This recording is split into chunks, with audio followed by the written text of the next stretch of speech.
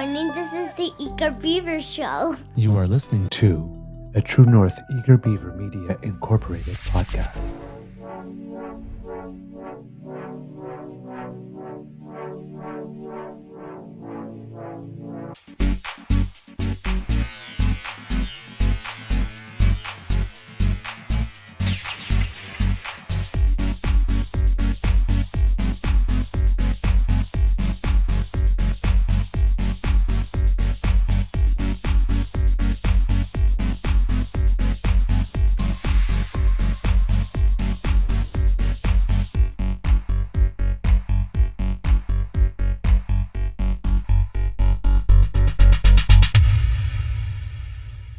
The True North Eager Beaver podcasts are proudly brought to you by our founding sponsors, the Misfit Mysteries from Corvid Moon Publishing, your source for science fiction, fantasy, and cozy mysteries featuring a broad diversity of characters, CanadianTarot.com, your uniquely Canadian online eclectic tarot community, and the Pepper Master, hot pepper sauces made from farm-fresh ingredients to thrill your taste buds and expand your mind.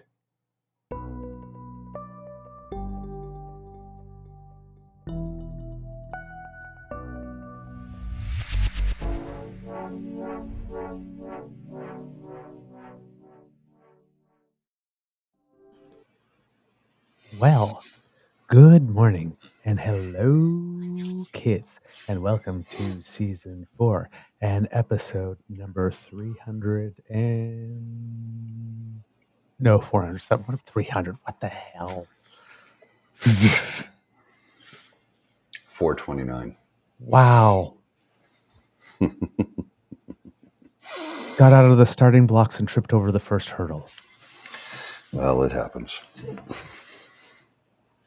Superstar. Okay. Let's try that again. Episode number 449. How does one become an expert? Sorry, that's my phone in the background. Oh, okay. Episode 4. Okay. Take 3. Episode 429 of the Daily Beaver Morning Show here on the Crier Media Network. Yeah. Today, recording day is Friday, July 19th, 2024, and it is a beautiful day here at the Beaver Lodge. I'm your host, the Eager Beaver, pronouns he, him. Hey, Mr. Beaver A. And with me, kind of, sort of, is my good friend, Mr. Grizzly. A big thank you goes to our podcast founding sponsors, the Pepper Master, the Misfit Mysteries from Corvid Moon Publishing, and CanadianTarot.com. Mr. Grizzly, how's your mental health today? I think it's good. I've been awake, or I only got 2 hours sleep, so I'm a little, when we were leaving Kimberley yesterday, I realized we had a big drive ahead of us, so I had 2 cups of coffee, which was around 5:30 p.m. Local time, because I'm still in Calgary. I was just trying to fool people with the old background here for fun, but no, I'm still in Calgary. And, I'm in Calgary again because I was in Kimberley, BC, and we drove back last night. And of course I sat down, got in, got a shower, had to shave because it was so blisteringly hot in here. And we sat and had a beer and had a chat and hung out with my buddy till, I don't know, he was probably around 1:30. He's like, I'm going to go to bed. I go, yeah, I should go to bed soon too, but I can't sleep. So I lied in bed till about 2:30. Ish, and then the alarm went off. So here I am. I was up at 4:30 Calgary time. Yeah, I got things prepped, and I'm a little bleary-eyed. Or also, what's the lyric from the Hip? Squint-eyed and confused. I cannot believe you are doing this. Well, I mean, I slept in yesterday. My alarm went off, and I shut it off, and I fell right back to sleep. And we were both just wiped out the day before. Went on a big hike, and we started off with going about 300 meters straight uphill at like a 60 or 60 degree pitch. So when we finished that section and continued on the rest, we were getting eaten by flies, roasting in the sun.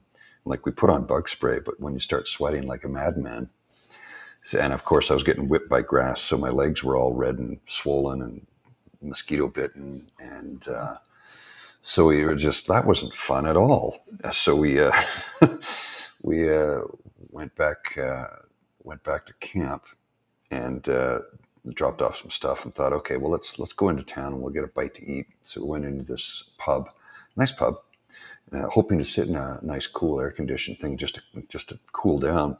And they did have air conditioning, which would have been great if the temperature was like, say, 27 or 28, but it was 36. So it was completely ineffective because they were just like small, the elongated ones you see sometimes that go in small offices. This was a fair-sized pub, and they were really ineffective unless you were sitting directly underneath one. So we're sitting there having lunch, and I had a beer and 2 or 3 glasses of water. And I looked at him and I'm just fading. And he goes, dude, would you have any objections to checking into a motel or a hotel nearby? Because I need some air conditioning. I'm like, I need to lie down. Because we had planned on going down to the beach to rent stand-up paddle boards and go for a little rip. But we were just so physically exhausted at that point and dehydrated that it was like, no, let's just go lie down. So sure enough, we got into a motel. Nice motel, actually. Older, but the rooms were spotless. I mean, you could eat off the floor. This place was so clean.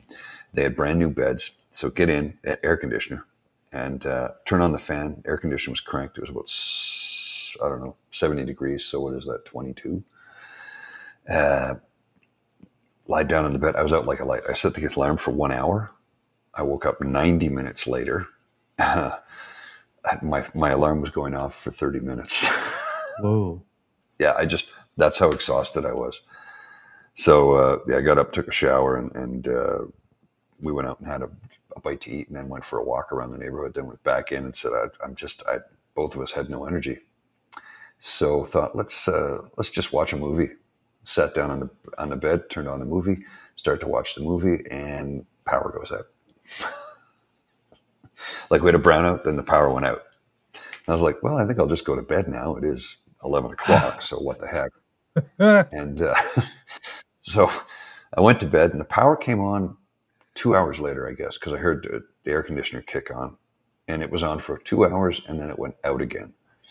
And I don't know what time the power came back on, because we packed up and checked out at 11. There was still no power.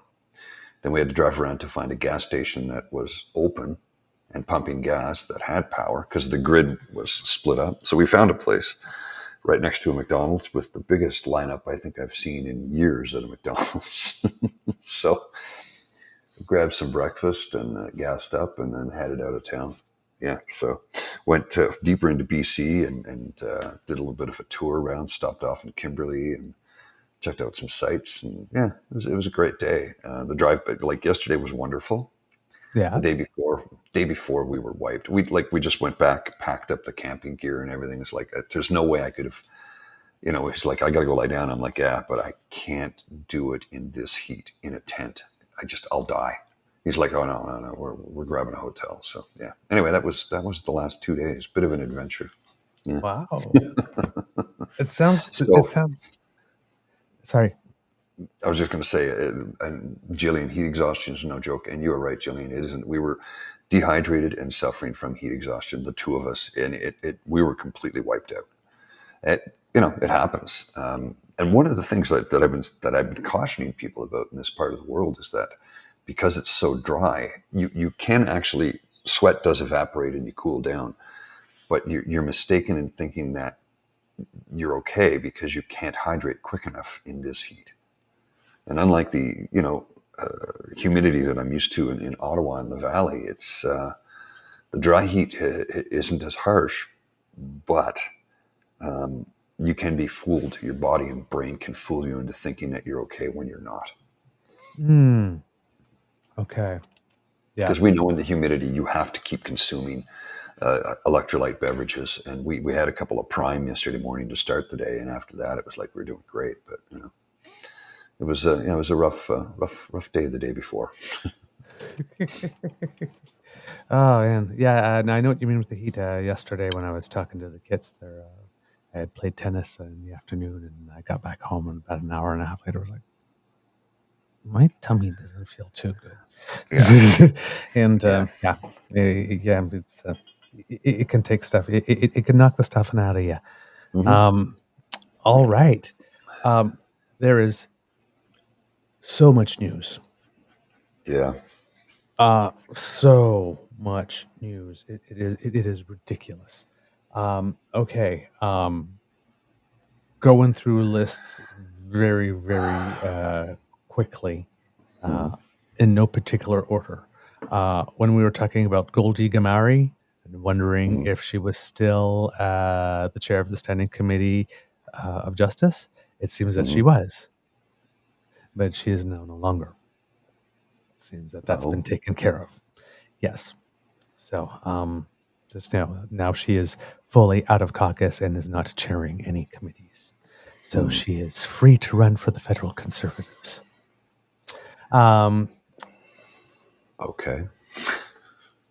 Hey, a door opens, she said. True. And she was talking to, Tommy, and the Tommy bone's connected to the Rebel bone, and the Rebel bone's connected to the Jenny bone, and the Jenny bone's connected to the Pierre bone. So,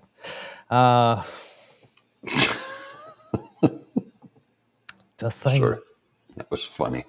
Just saying. Connect the dots. It's like there's less than 6 degrees of Kevin Bacon. Yeah. So, yeah. Ronald Rump Roast finally delivered a speech, finally said something for the first time, because when he appeared on stage the first night at the RNC convention, he didn't say anything. It was just Donald Trump. And then, as people are describing it, as a maxi pad that he had on his ear, that apparently there was nothing on his ear earlier that day. Apparently that the dressing just appeared. Yeah, he's playing it up for the camera, nothing else. Yes. And then yesterday in the crowd, you saw people like wearing. Yes, everybody around, right? Everybody in the crowd is like wearing one of those little things now, I guess. And Roy Wood Jr. actually was chatting with the panel on CNN and made them crack up because he showed up with a packet of cocaine on his ear. Well, I don't know if you caught one of the people who came out, gave a speech before Trump took the stage to do his speech, but I have to show you this because it will blow your mind. Okay. I'll show you it and then we'll talk about it. Oh yeah. No, God, no. No, we don't need to do that. No. For those of you listening at home, it's a side-by-side picture of Hulk Hogan with a Trump Vance shirt, and on the next photograph, it's a picture of and his name is escaping me, but from the film Idiocracy, who is the president in the film, and it's like Idiocracy is almost actualized. Terry, what's his surname now? I know, I can't remember it off the top of my head. But yeah, from Brooklyn Nine-Nine. Brooklyn Nine-Nine, from Everybody Hates Chris, yes. From American, what is it? America's Got Talent. Terry, I can't think of his last name right now. Terry I'm Crews. just blanking. Terry Crews, thank you. My God, Terry Crews. Jeez. My God, that's terrible. This guy's everywhere. His name should be emblazoned. Yeah, Crews. Crews. Yes, Crews. Yes. Hulk Hogan showed up and did his whole thing, and Donald Trump was like, you could see like the cutaway. Donald Trump was like super happy. He was like in his happy place when Hulk Hogan was on stage, right? Then apparently Kid Rock was there too, and all that kind of stuff. I did see a tweet from the Iron Sheik, who died in 2023, who basically was ripping Hulk Hogan to shreds for this. Oh, yeah, former wrestler. Yeah. Jeez. All right. So yeah, the whole thing was that this event had changed him. Mm-hmm. Yeah, sure. And it's gonna be more unifying. So he trotted on stage last night. say his first words since the attempt in public. Formally accepted the nomination. With faith and devotion, I proudly accept your nomination for President of the United States. Started off not so bad, speaking about what happened to him. Had he kind of kept to that, may have been okay, but, motor mouth gonna motor mouth. So we went on for 92 minutes, the longest acceptance speech in Republican history. 92 minutes. And,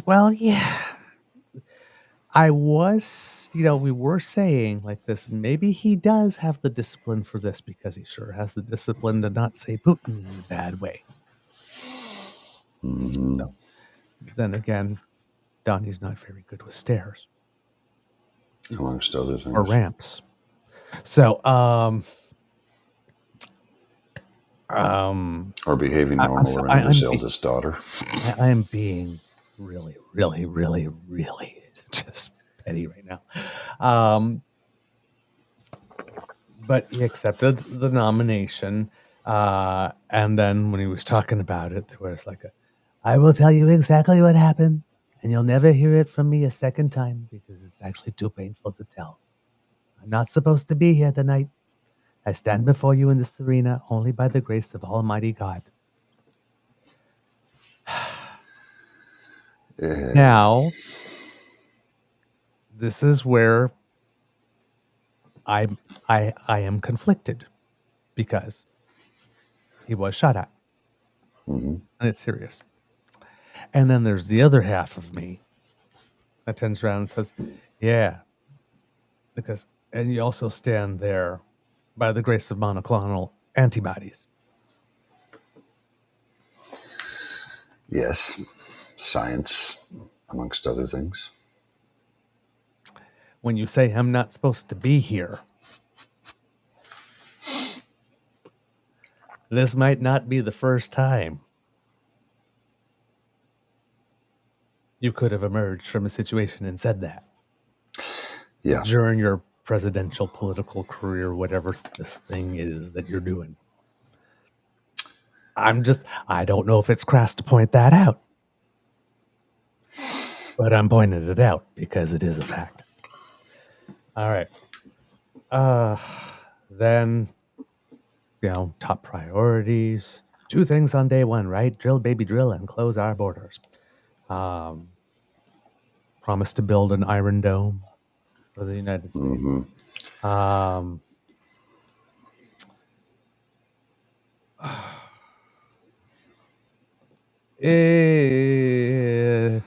You saw people. There was people commenting and starting. This is great. He's doing really well. And then, oh no, this is going on too long. No, and by the end, by the end of it, it's like I completely retract. Oh my God, terrible.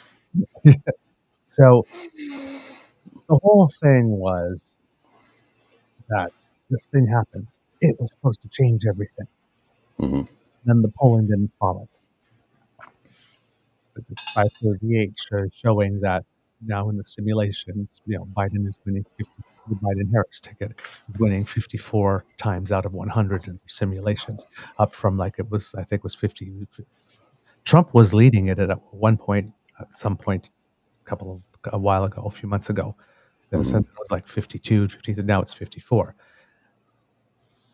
So it's not working with him like this. And then we have the leak the leak to RFK, right? That tape, that portion of the conversation that was leaked, where I'm listening to both the fifth column. He says that the thing was on speakerphone.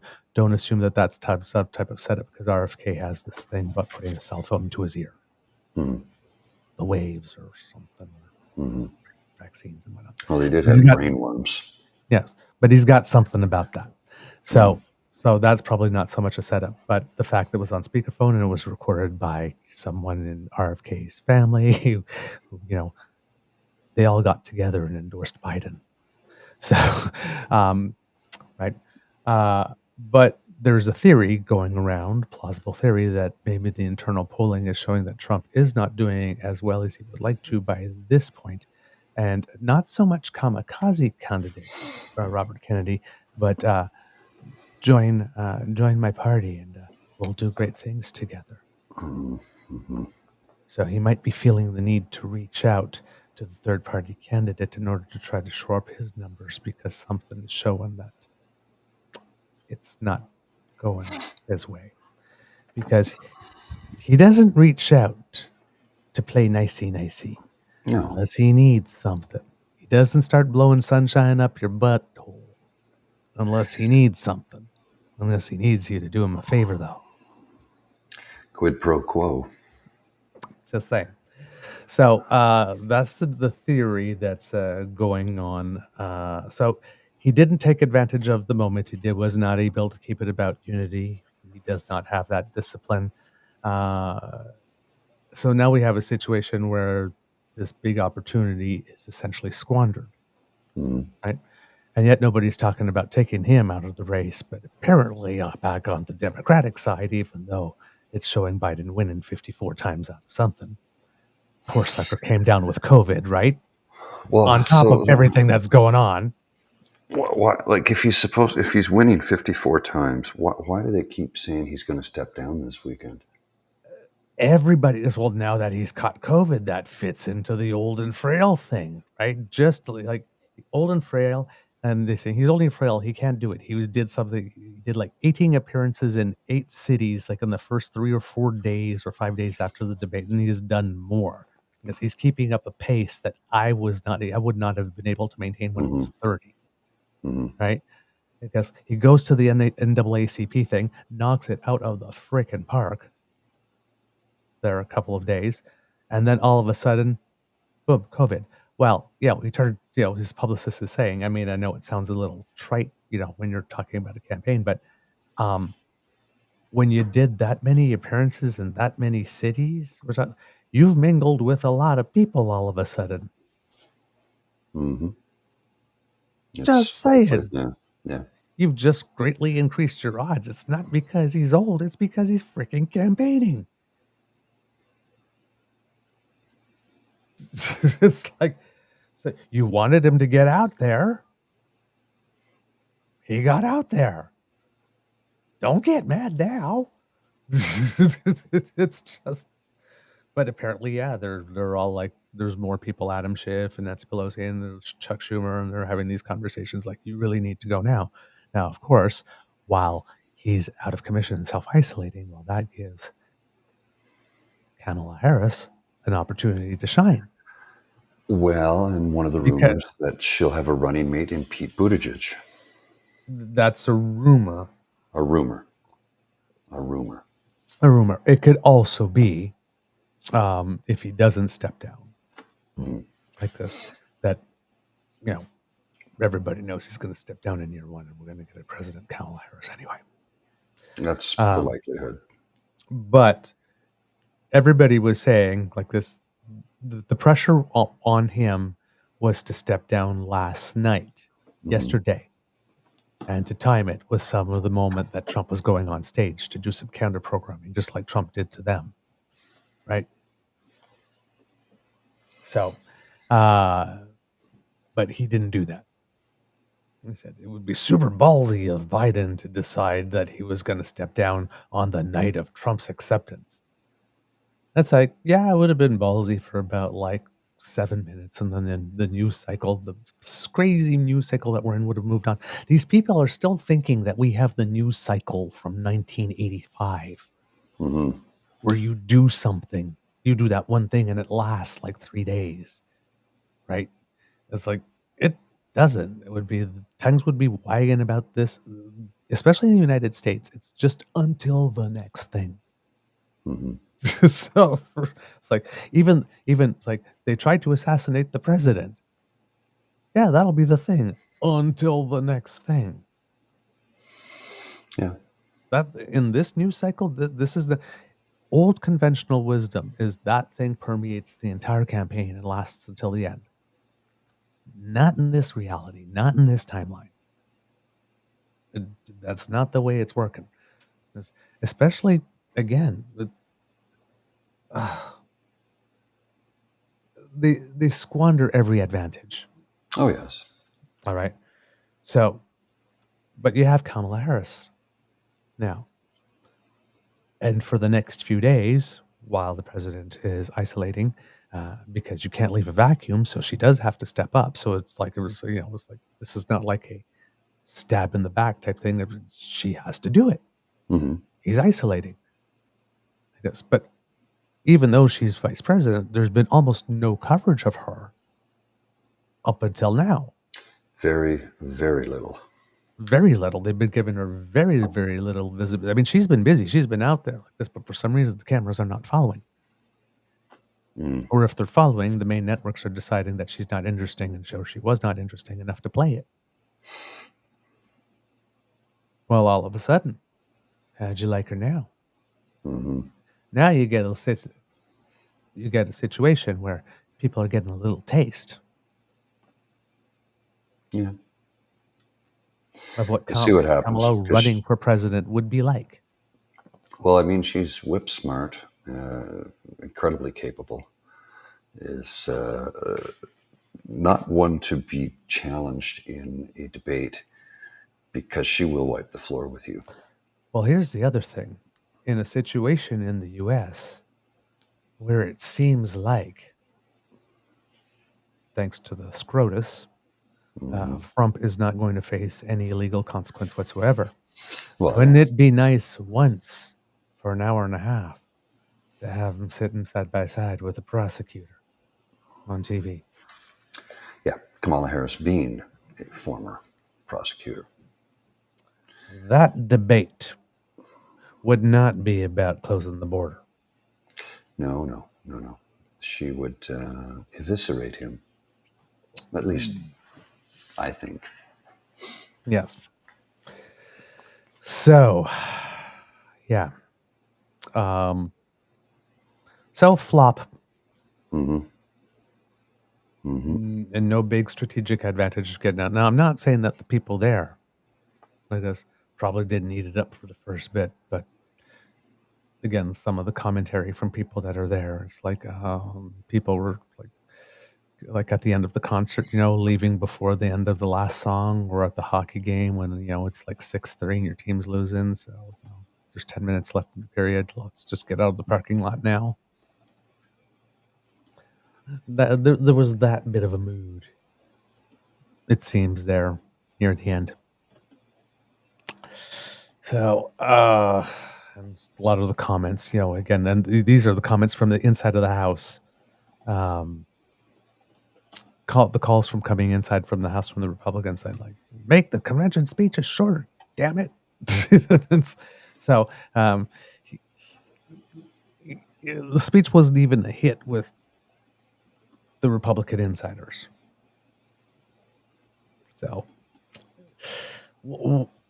as Trump likes to say, we'll see what happens when it comes to that. But he did not. There was a golden opportunity handed to him, and he did not stick that landing. PNC bio is a valid statement here. J.D. Vance graduated summa cum laude from Yale Law. I'd wager he can debate. Yeah. And who was his best friend in law school? Jamil Javani. Yeah. Although, I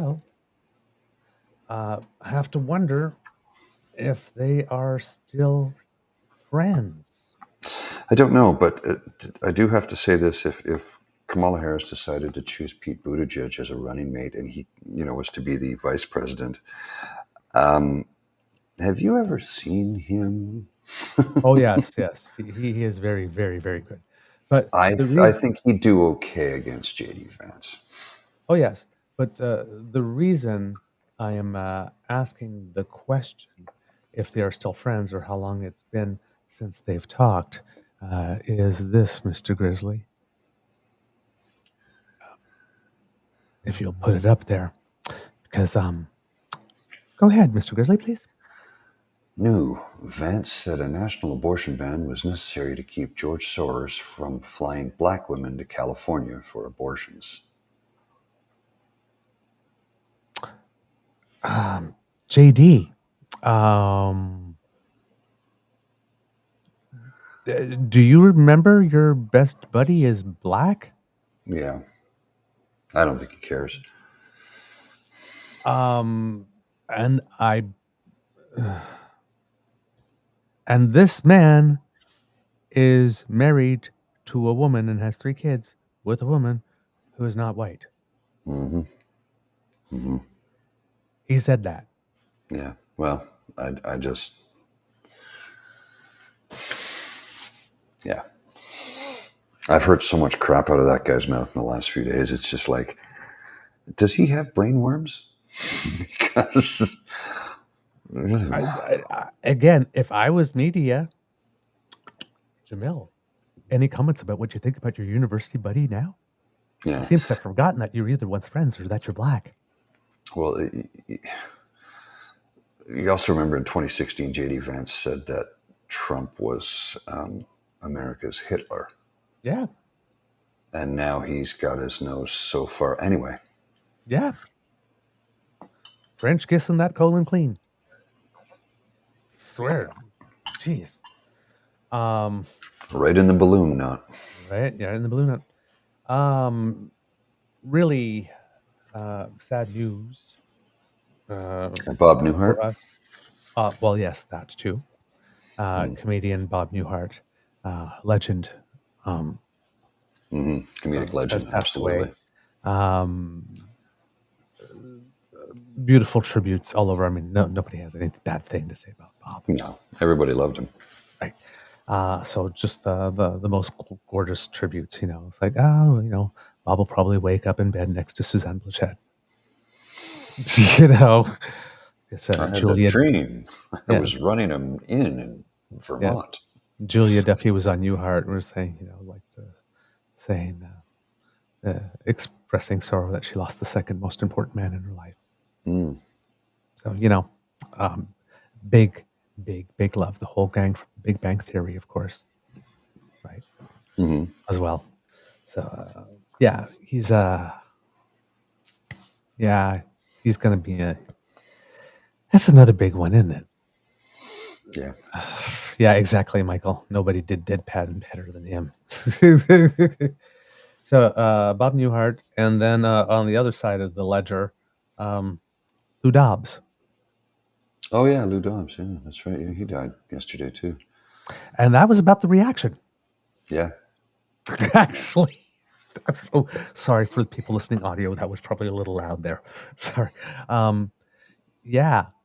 Oh, yeah. Apparently, it was like all over Twitter, like Lou Dobbs today. Oh, Lou Dobbs died, and I'm having chicken for dinner. Oh, yes. What a shame. Anyway. Sort of. Yeah. Kind of cold. But when I was saying something terrible, I guess I was being a little Canada-centric. Minister of longtime Liberal minister, Seamus Reagan, is stepping away from politics. He's resigning from cabinet in order to, of course, make room for someone who'll be coming in, thus landing a little more substance. Well, obviously, there will need to be some type of shuffle now. Yeah. Right. So yes, there was talk yesterday about rumors of a shuffle, but we didn't know why. And then Minister Reagan's an announcement came along. So he said that the Prime Minister is expected to name a replacement on Friday when he will hold a cabinet meeting. So, I mean, there doesn't necessarily need to be a shuffle. He could just put someone in that position and not do anything else. But there had been rumors of a shuffle. I guess they would call it a mini shuffle. Some people would try to call that a mini shuffle, that one person is replaced. But a mini shuffle would typically is just 2 people switching seats. Right. Or 4 at the most, and then a little round. But yes, it sees that a source with direct knowledge said that Mr. Reagan informed the Prime Minister several weeks ago that he wanted to leave politics so he could spend more time with his partner, who lives in Toronto. The source said Mr. O'Regan found it difficult to be living in Ottawa and commuting to Newfoundland and Labrador while his spouse was in Toronto. So basically, work-life balance. You can only do that for so long, and sometimes, when we were talking about the Trudeau splitting up, Uh-huh. Yeah. right? It was like everybody was speculating on a whole bunch of reasons, and was, of course, partisan. When you add the partisanship, it's all the worst stuff. But it's like, it could have just been something as simple as, what, you want to run again? Yeah. Oh, hell no. Mm-hmm.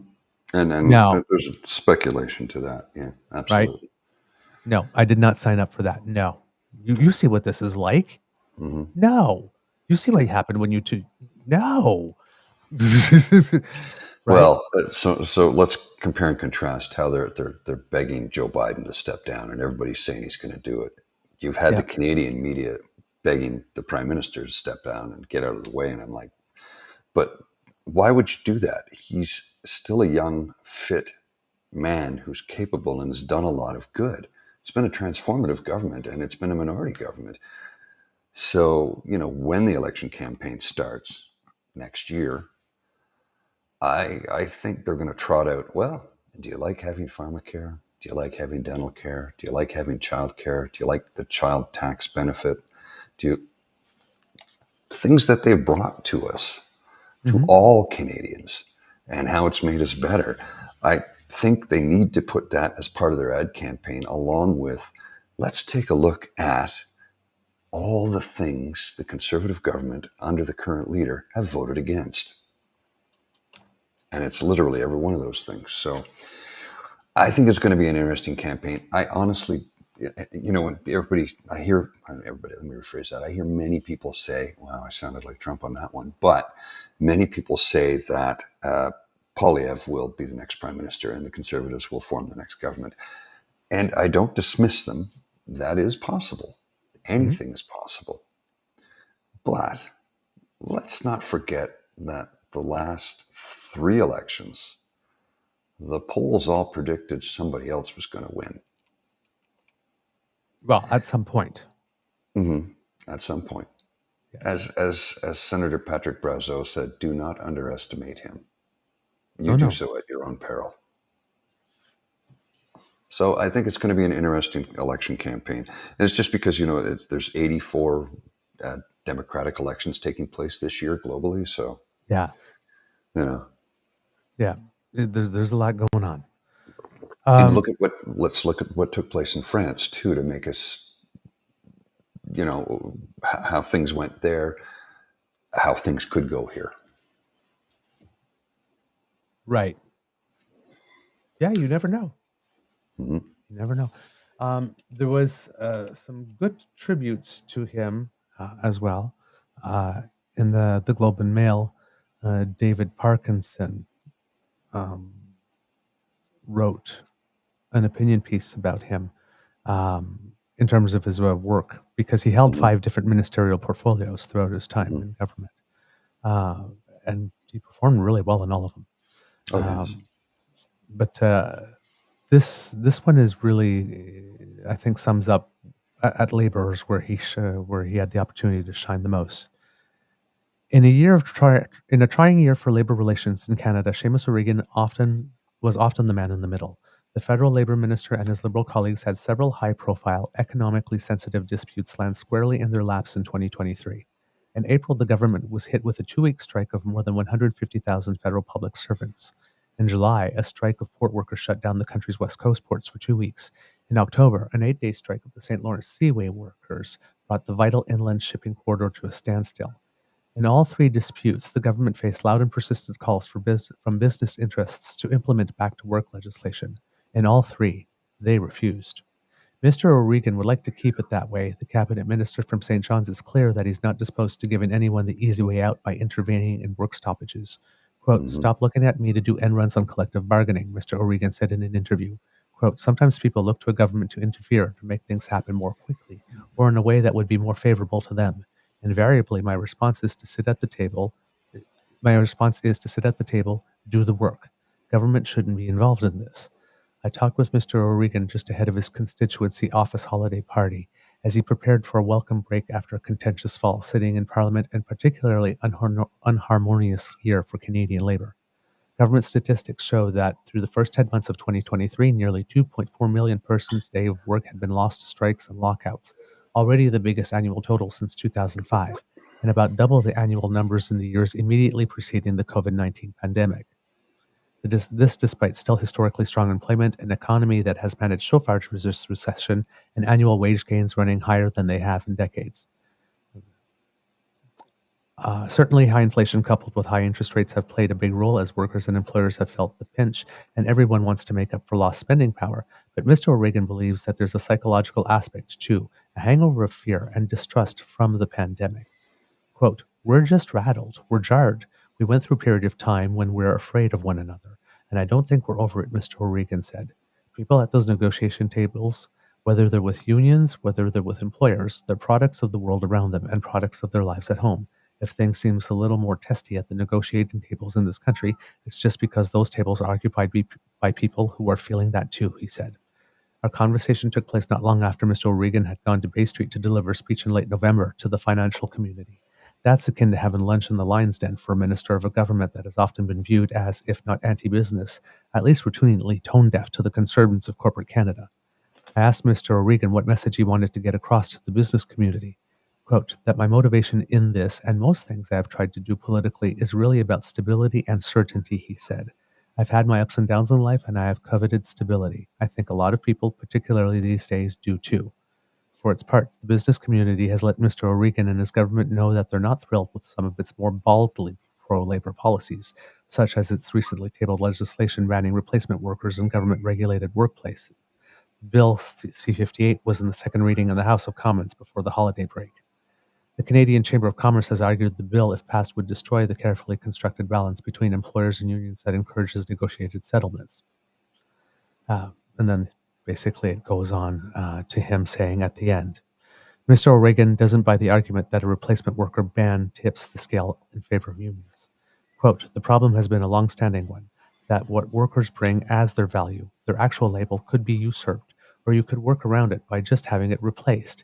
If you were looking at two neutral negotiating bodies across from each other at the negotiating table, and one could have its value replaced by somebody else that's cheaper, nobody would look upon that and say that that seemed in any way fair," he said.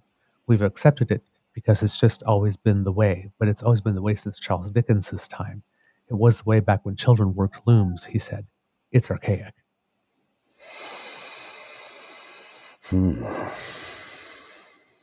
Yeah. Wow. Yeah. Yeah. So, yeah,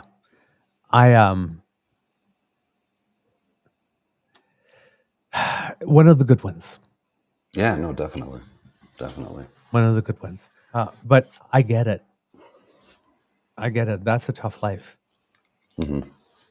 You know, traveling back and forth between Ottawa and Newfoundland and your partner is in the Yeah. love of your life is in yet another city. And then considering that this is a 24/7 job. Yeah. This sounds like either he really did genuinely miss it, or it could be a combination, or Sweetie put their foot down. They have children too. Yeah. So, you know. It was probably a combination of a lot of things. Yep. It's not an easy gig either. As I've said time and time again, and I even give credit to Pierre Poilievre, a man who I detest, despise him and his politics. I guarantee you he puts the hours in. The man has never had a real job. He's never worked in the real world outside of politics. But I guarantee you he puts the hours in his job, as does everybody who works on the Hill. Every public servant on the Hill works their tail off and puts in 12 to 16 to 18-hour days on the regular. Yeah. So it does age you, it does stress you, and you know, like I said, he needed to get away from it, and I can understand that. Yeah. Somebody in the chat pointed to his resignation letter, so I figured why not read it as well, given what he has to say. I have informed the Prime Minister that I intend to step down as Minister of Labour and Minister for Seniors effective July 19th, 2024. I shall not be seeking re-election. I intend to serve as the Member of Parliament for St. John's South Mount Pearl until the next general election. These were difficult decisions. Being chosen as MP in 3 elections over 9 years by the people of this riding has been a great honor. But ultimately, my family comes first. I need to be a better husband, son, uncle, and friend, and this job means and deserves a lot of time in order to do it well. 10 years ago, my husband and I made the decision that I'd run. We dedicated a year to campaigning and we won the election. 2 years later, the Prime Minister entrusted me to join the government. I was and remain deeply indebted to him for that chance, and so I set out to reciprocate through hard work and service to my country. During my time at Veterans Affairs, we brought back a lifelong pension after some 50 town halls listening to veterans across the country. We introduced an education and training benefit and tried to rebuild the trust where much had been lost in years previous. During my time at Indigenous Services, we got legislation through the House and Senate that finally returns child and family services to First Nations, Inuit, and Métis communities. I believe this will be remembered as one of the most important things we have done as a government. During my time at Natural Resources, we developed the National Hydrogen Plan, the Small Modular Reactor Action Plan, and the Critical Minerals List. We committed to growing our nuclear industry. We committed to solar, wind, batteries, and upgraded transmission. We completed Line 3 and carried on with TMX. We built bridges with provinces, territories, and indigenous peoples. We did all this while getting our natural resource industries through a global pandemic, an oil price war, and the ensuing economic consequences. They're on stronger footing now, and the opportunities abound. During my time at Labour, we passed 10 days of paid sick leave and a ban on replacement workers, both unanimously. We created a union-led advisory table and passed a Sustainable Jobs Act that will give workers a real say as we deal with automation, AI, and new opportunities in energy. Through it all, we strengthened our commitment to collective bargaining and our conviction that the best deals are indeed made at the table. During my time at Seniors, we started implementing dental coverage that will be the most consequential measure for seniors that any government has taken in decades.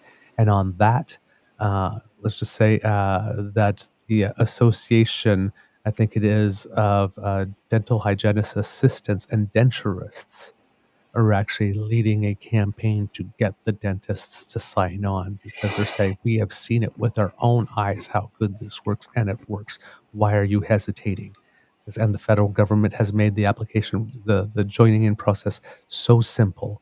And it seems that after all of this, the Canadian Dental Association had put out a statement stating, I think it was the Canadian Dental Association, not sure, don't quote me on that one, but some group had put out a statement saying that with these changes, they do foresee that a whole lot more dentists will be joining.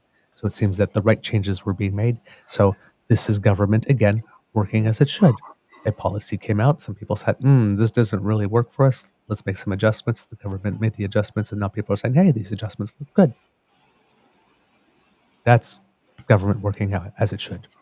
That was under this guy. Back to his letter. As chair of the Ministerial Working Group on Regulatory Efficiency and Clean Growth, we now have an action plan to lower emissions and build up renewables, and to do it fast by cutting red tape across government, working better with provinces and territories, building up Indigenous capacity and participation, and giving investors and workers the certainty they sorely need. As I've said repeatedly, leading the world in energy and securing our continued prosperity is our national mission. Importantly for me at this juncture, I leave my province in far better financial health, with $5.2 billion towards Muskrat Falls rate mitigation, $2.5 billion from the Atlantic Accord renewal agreement, and a $400 million investment during COVID in offshore workers and towards lowering emissions. Hydrogen and offshore wind projects are beginning to flourish around the island, with investments in the billions and customers all over the world. Canada is better placed now to lower emissions in traditional energy sectors and lead the world in renewables.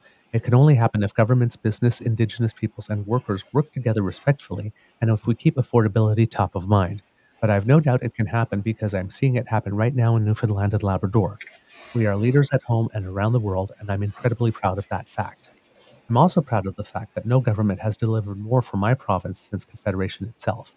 That happened because of both the strength of character of the MPs elected and the solidarity and focus we brought to the job. The Liberal MPs I serve with are some of the finest people I know, and I'm proud to serve with them, as I have 2 fine premiers of my province. You can spend your time in political capital on old foolishness, as my nan would call it, or you can do the work. We do the work. as does Atlantic Caucus, every single week that we put our case forward to the Prime Minister and National Caucus. And can I just say, as a longtime student and reporter of Canadian politics, how proud I am to work with such a solid group of people as the MPs, senators, cabinet colleagues, and staff that I've had over these past 9 years. Their breadth and depth of experience, their compassion, and the commitment to our country is demonstrated every single week.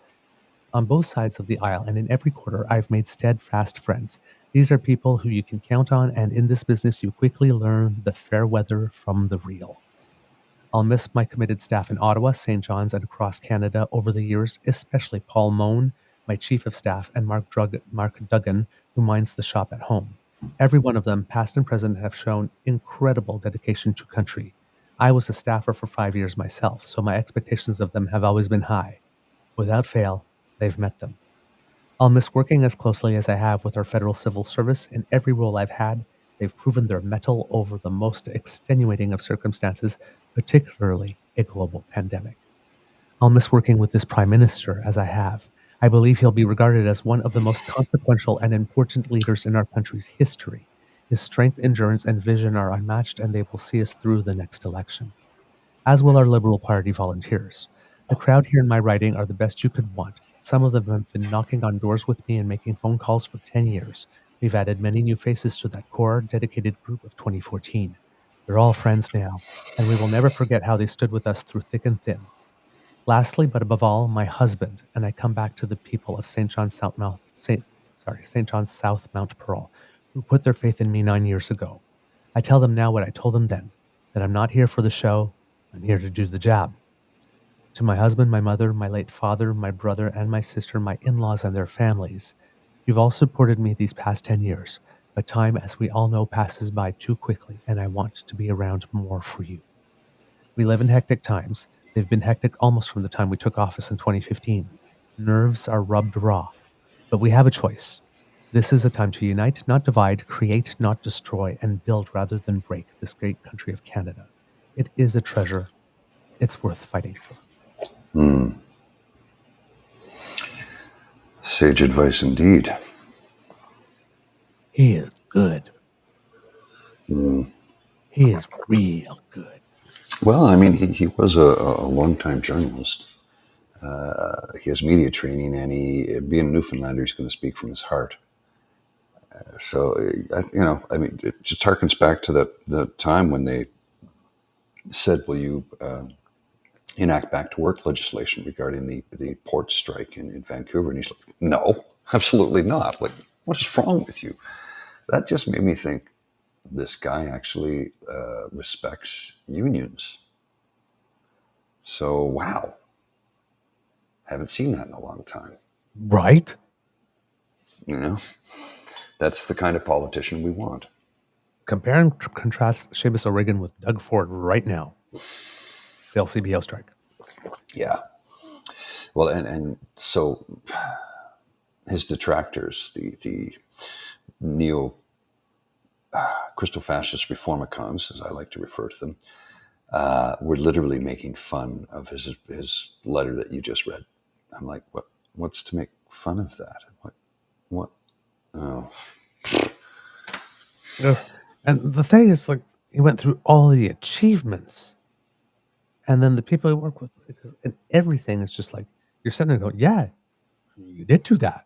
Mm-hmm. You did do that. Yes, that was like, list those things down, right? Like, campaign on this, man. This is the way you should be campaigning. This is the stuff. Toot your own horn a little bit. How you doing? Energy-wise? I'm fading real fast here, man. And I just found out my flight won't get in until it's been delayed. So I'm not getting home till about 2 a.m. now. Yeah, that makes for a long day. So I need to go to bed. I'm sorry. It's been an interesting 2 weeks getting up at 4:30 almost every day. Right. Okay, Cubs. I had a lot more for you.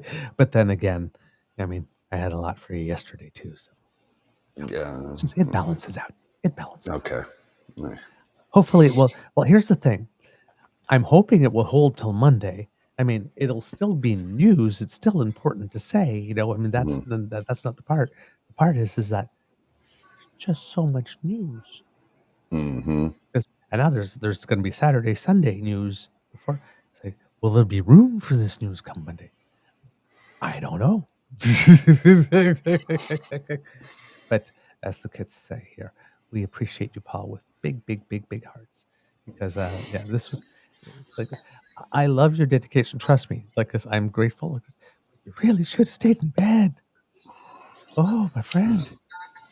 It's like you know me, man. I'm a chronic insomniac. I value my sleep so much. So I'm listen. Thank you, thank you. You know, It means a lot.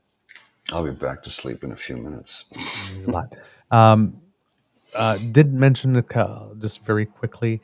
Uh, we didn't talk about the CrowdStrike thing, but yes, there's a whole bunch of computer stuff that's down. It seems to be that it was based on Kid An Jim update. here. Mr. Jim here who knows a lot about this. That it has something to do with an update. It said improperly tested updates pushed out quote on schedule. Nothing to do with AI. There's nothing being suspected that No. that it's a spyware type thing or cyber It's attack nothing. or It's whatnot. Right? But that we've seen that happen with personal computers where you update and it's like it just bogs everything down. So you have to roll the update back, and they issue apologies that shouldn't have been released. Blah, blah, blah. Except this time it affected the planet from a commercial aspect and not just a personal computer user aspect. So it's yeah, so flights are changed and delayed. You might have trouble doing some banking transactions, deposits. my that you flight's expected. delayed. So Yeah, things you might expect it to have been deposited are not going to happen on time. So, but don't panic. That's just going on. So I'm just speeding through a couple of things so Mr. Grizzly can get to bed. The Minister of Foreign Affairs is in China at the invitation of China.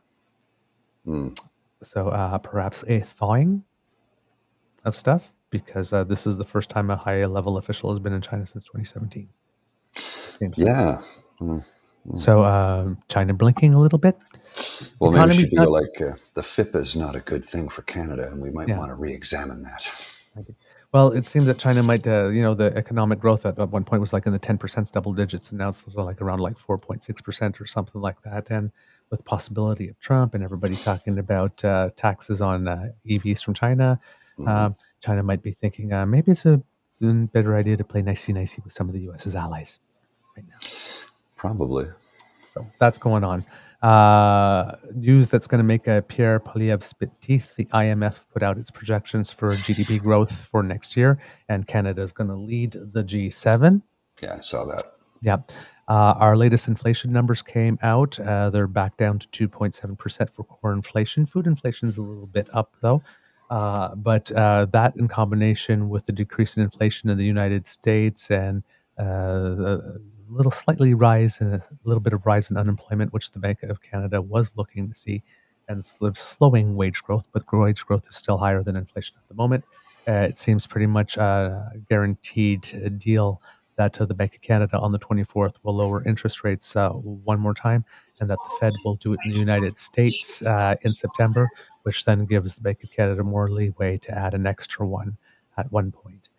Everybody was saying that the dollar would crash if we would start to have a gap like to below 70 cents, but the dollar's been stable around 73. So that prediction also did not come true.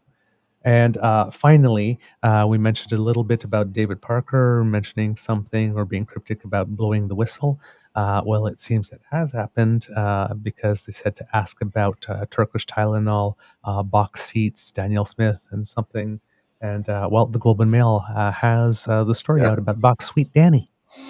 Yeah, I saw that. So, and she's got a leadership review coming. And she recently gave a job to Alison Redford, who got booted out because of the Sky Palace thing, right? Yeah. So apparently in that article, she was offered tickets to go see the hometown classic hockey game, but it was at Edmonton. But because she was only going to be allowed to stay in the suite for just 20 minutes, she said no. Oh. And then the rules changed. Well, let's remember that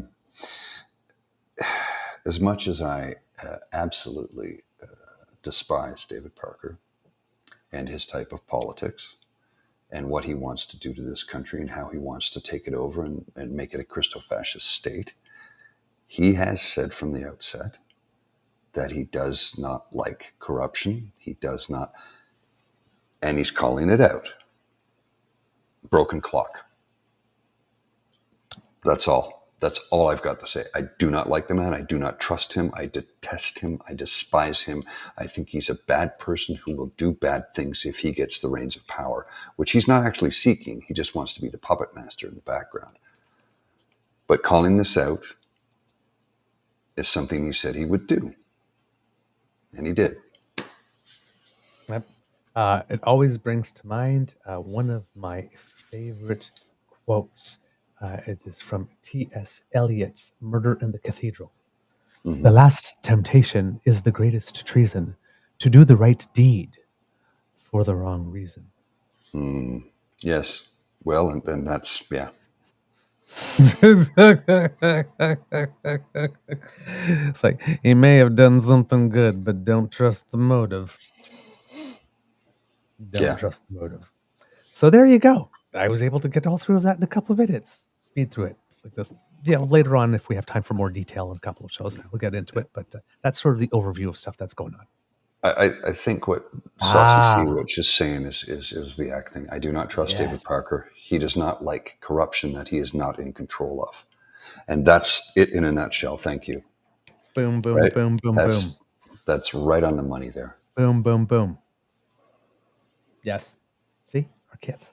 Nailing right it. On the money. Nailing it. Yeah. It's like all the time. He doesn't like corruption if it's not under his control. Mm-hmm. Because he wants to be a puppet master and he'll do whatever he can to pull the strings. So, I mean, is he corrupt? I have every reason to believe he is. But he's not controlling this one, so he's going to call it out. Mm-hmm. Yep. Do the right thing for the wrong reason. And, like, listen, them two are at war. So, yeah. If he can sweep a leg. Yeah, he will.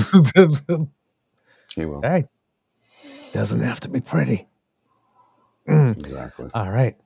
Kids and Cubs. Mr. Grizzly, do we have a show? We do indeed. All right, Kids and Cubs. That's the end of this episode of the Daily Beaver Morning Show here on the Crier Media Network. We hope that you love listening to us because we love making this for you. Remember that sharing is caring. So please, spread the beaver. And spread the word about our show. I had to. Tell your peeps and poops all about us. And if you would like to help us out, thanks to the Ray Girl, you can.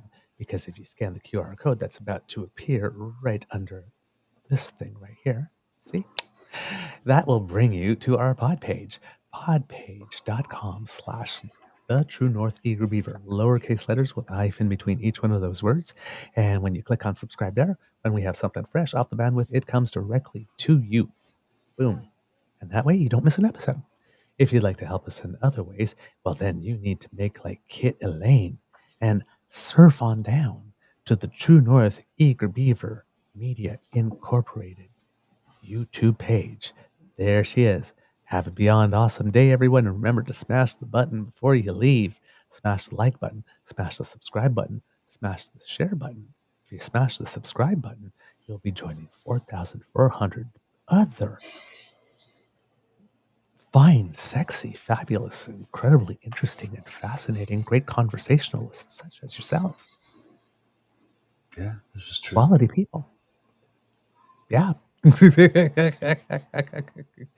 Yeah. Little compliment has never hurt anyone. No. If you'd like to help us out in other ways, the QR code by Mr. Grizzly's head will bring you to our coffee page or the Emergency Hydration Fund, otherwise known as our tip jar. ko-fi.com/eagerbeaver, lowercase letters, all in one word. And if you have a little spare change jingling in your pockets and you think that we've done a good show, yes, well then, you just put them in there and, well, well, Mr. Grizzly wants me to say we invested back in the show, so we invested back in the show. I do. I know you do. Ah, man. Let's see, what else do we have? Okay, because democracy is something that you do. Remember, if you're in the 3 provinces that have provincial elections coming up, sign up to help out in some way. And if you have the opportunity to buy Team Canada, the wheelchair basketball T-shirts that our good friend Devin Haru has been promoting, please surf on down. They're about $35, and they're really, really snazzy looking. And by the way, if you've been on Twitter, Devin has been with Team Canada with the swim team, and they made a stop at Juno Beach. Yeah, I saw that. Yeah, because they're Cannes, France. Yeah, it's not Cannes where they have the film. Yeah. It's CAEN, and they're having their pre-Olympic training camp there, and they made a visit there. So we're getting some sportscast with a little bit of history and whatnot. So Devin's already doing some great stuff for us there. All right, it could be a tough world out there. So kids and cubs, please be kind and gentle with yourselves. Mr. Grizzly, do you have some words of wisdom, please? Get some sleep. I'm exhausted. I can't even think straight right now. Oh, okay. Oh, by the way, speaking of Juno Beach, we missed it, but July 14th, Jour de la Bastille. Oh, yeah. Bastille Allons, Day, enfants de la patrie, le jour de gloire est arrivé. So a little late, but still just a sincere, and by the way, thank you, France. Do you hear the people singing the songs of...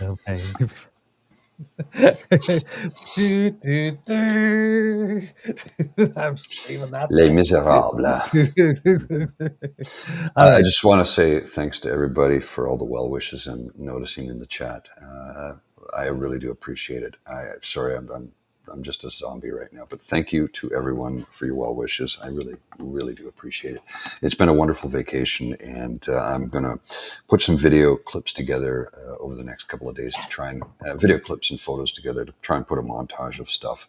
This is not the computer to do it on. This is a good computer, but it's not my studio at home where I can do things really, really well. So yeah, I'm going to have video clips, some photos, a little montage of stuff, give you an idea of some of the sights, sounds, and things I experienced while I was here. So yeah.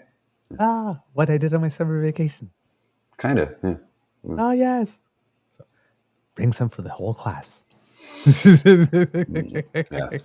All right, Mr. Grizzly, please cue the cock. Yeah, I think I can do. There it is. I had to look for it because everything is out of focus right now.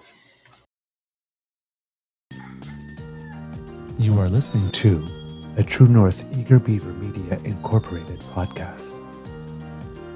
The True North Eager Beaver podcasts are proudly brought to you by our founding sponsors, the Misfit Mysteries from Corvid Moon Publishing, your source for science fiction, fantasy, and cozy mysteries featuring a broad diversity of characters.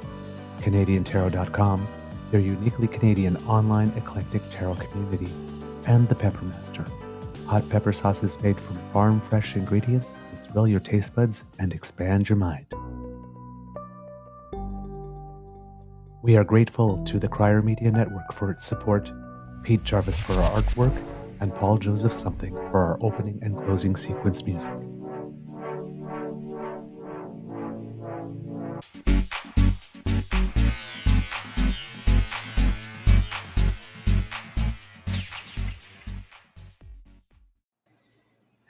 Oh my god, I got this. What's this? Good news. I'm just seeing in the chats. Kit Elaine is a grandma again. I think for the 8th time, if I'm not mistaken.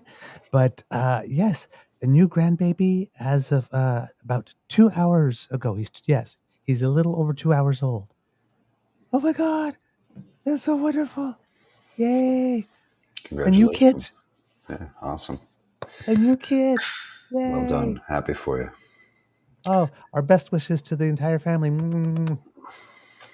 Welcome, little one. You have no idea how loved you're going to be. You have no idea. Oh. I'll see you later. Bye.